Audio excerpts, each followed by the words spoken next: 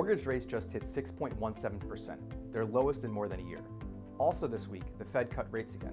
Together, this could provide some real momentum for the housing market. But with an economy sending mixed signals and the government shutdown clouding the data picture, uncertainty is creeping in.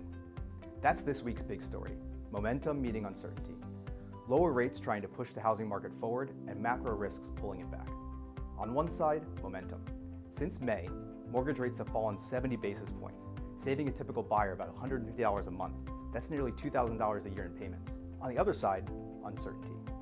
Without the usual labor market data, Chair Jay Powell compared the Fed's job to driving in the fog, saying it might be best to slow down on future rate cuts.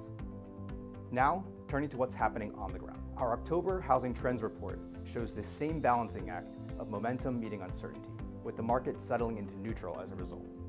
Inventory is up 15% from a year ago, but growth has slowed for 5 straight months.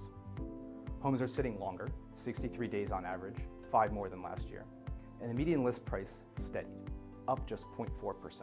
Other data released this week showed flat pending home sales and prices slightly up, albeit at a lower pace. Overall, momentum and uncertainty are in a stalemate, and the market is mostly moving sideways as a result. But that's not the case for every segment of the market. Our new More for Your Money luxury housing report shows where buyers at the top end are gaining the most ground.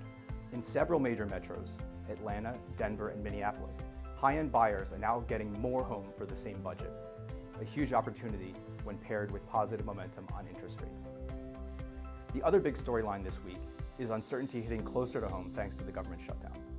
In markets with greater shares of federal workers, especially Washington, D.C. and Virginia Beach, new listings fell and buyer search activity dropped by double digits in October. Uncertainty around paychecks has pressed pause on those housing markets. We'll be sure to keep an eye out as the shutdown continues. So this fall, it's momentum versus uncertainty. Mortgage rates and Fed cuts are helping for now, but the consumer and data outlook remain foggy. If you've been waiting to buy, run the numbers to see if your moment is now, because rates may be on their way back up soon. If you're selling, price to the market and be patient.